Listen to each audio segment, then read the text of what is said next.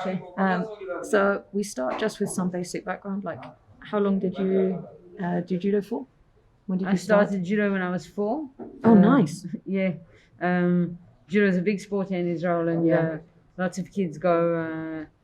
I think if you talk to lots of people here, they say, I used to do judo, I used to be brown belt, I used to be blue belt. Or Yeah. my dad really liked the sport, and he sent me to just like a little club next to where we used to live, and that's where I started. Okay. So how long with the national team? They're not now. The situation is much better, but when I was younger, we didn't have as many women. So once you were cadets, you usually trained with the senior team. So I guess from cadets. So when I was 15, I joined the senior team. Not, how old are you now? 29. Okay. Oh, this is a long time, nearly half your life now. Yeah. Okay. Yeah, but I tell the girls that are now that are much younger and just now started their journey of what a progress it's been for us for our team. You know, we started from nothing. We had not so many athletes, and I mean the facilities and everything around was nothing compared to what we have today. So it's just amazing, and to be part of, to have felt the whole progress and to see the team grow both in numbers and in quality is amazing. You're working now with Shani as your judo coach exclusively? I think our system is centralized. That means we all train at Wingate. And that's the majority of our training. I do have a local club. Has been a bit more difficult to train there ever since COVID, because training with the national team was obviously exempt, and we could go train as normal, well, not normal all the time, but. So what's the system usually then? You would usually spend some time every week at your club? 1 or 2 sessions usually a week at the club, but like I said, the majority of the trainings would be in Wingate with the team. So do you think maybe that the centralized system being in place and COVID has meant you've actually spent more time with higher quality training? I think for us, like I said, because we're not a big team as far as numbers go, and because Israel is in a big country, so it's the best way for us, and it's always been like that. Yeah. But it does seem like other countries also using this kind of system.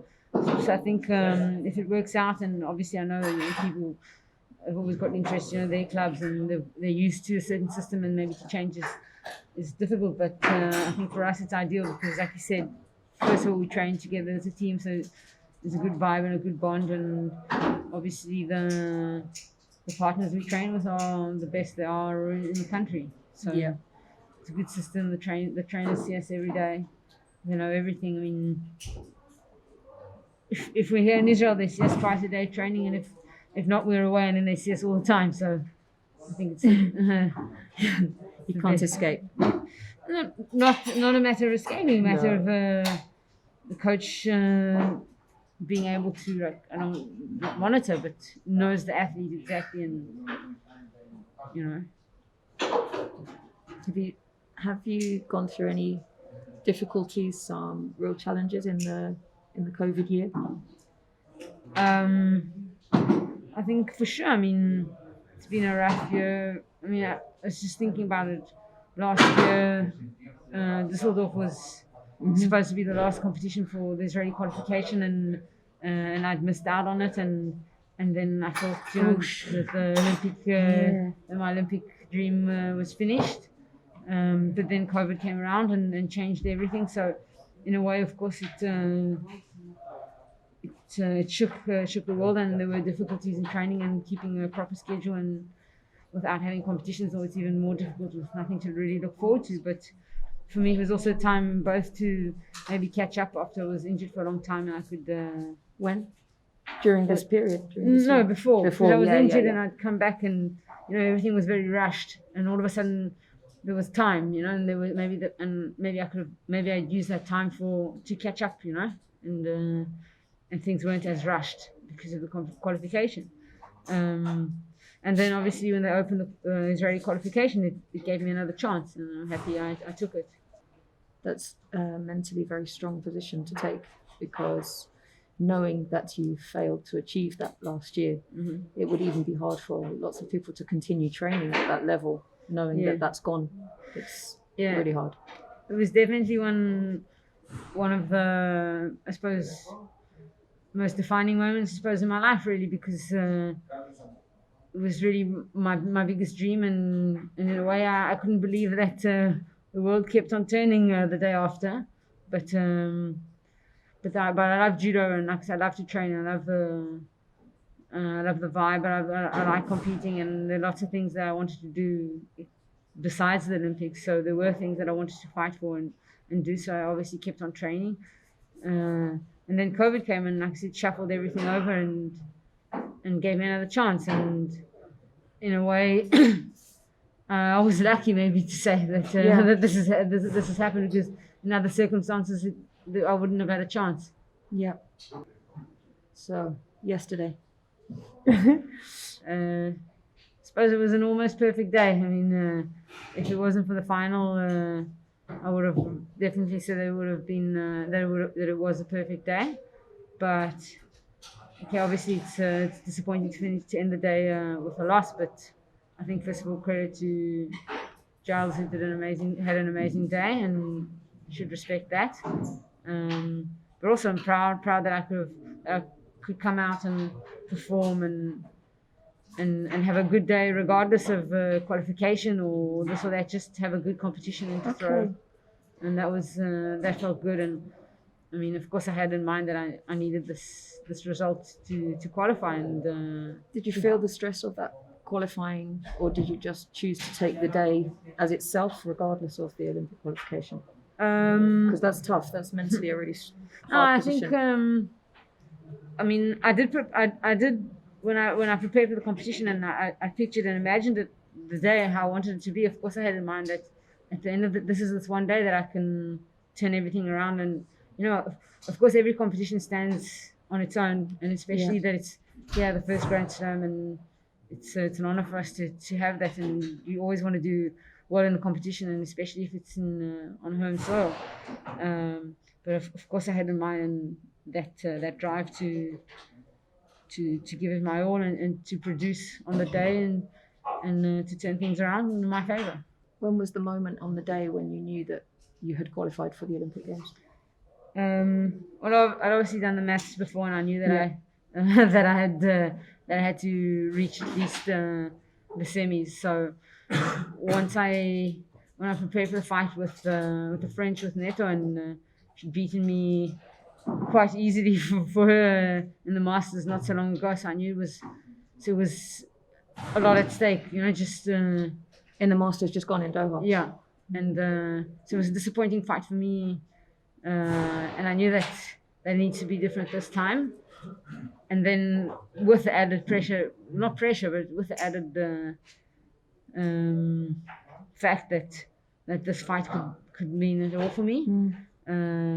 So once that was over, I said I knew that I'd done it. I didn't see the fight. How did you win?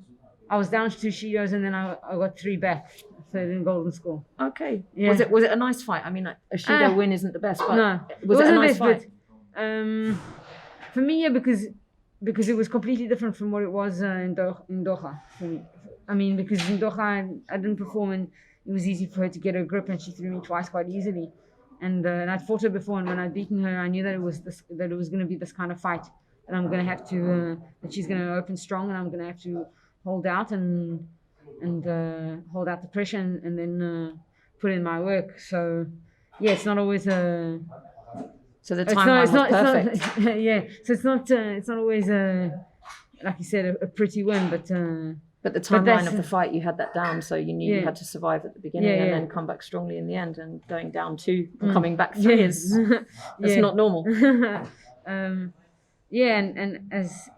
as it progressed, I could feel that it was going to go my way. And so after I'd won that, there was a great feeling of knowing that I'd done it. But on the other hand, you can always then lose in the semis and then lose for bronze. So So I said to myself, okay, Gili, you're gonna win this fight, but then you have to be in the final because it's a big difference. So yeah, obviously after we finished the preliminaries and I was in the final, things sunk in a bit more and felt better. Obviously, it would have been perfect if I'd won gold, but okay, I'll just have to get it back next time.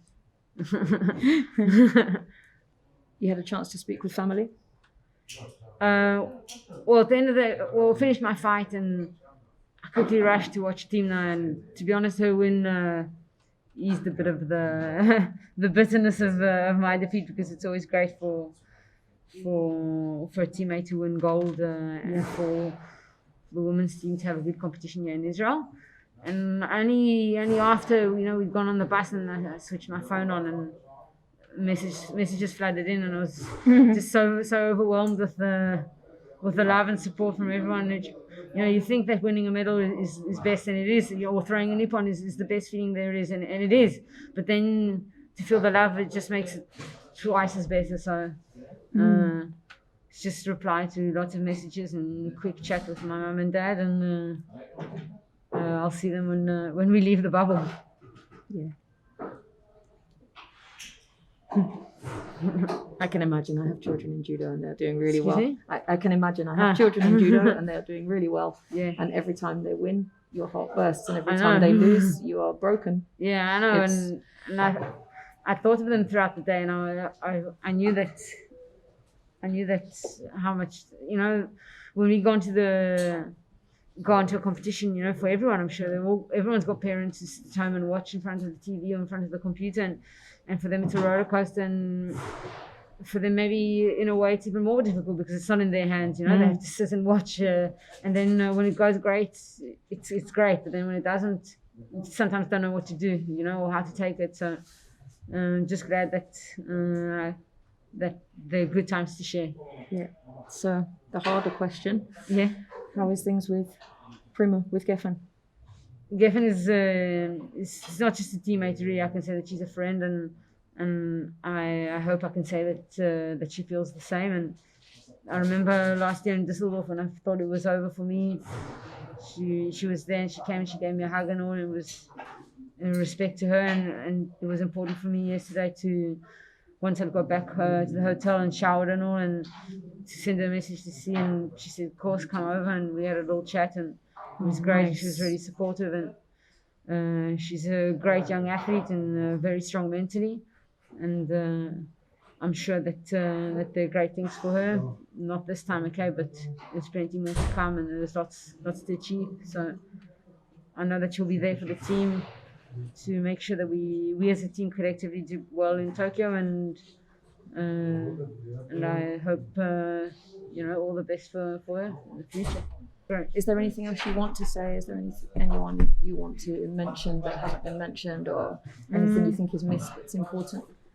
Just that I know how important it was for our association to have this competition, and it really is a big honor for us to host this kind of event. I know the hard work that Ponti and everyone in the association had, and just respect really to, when we speak at Wingate at the sports clinic, and the physio say, wow, I can't believe how amazing it is that judo, a full contact sport, is back and is able to host events, and it just shows the power of judo and the quality of the people involved, and really it's respect, and I'm proud to be part of this family.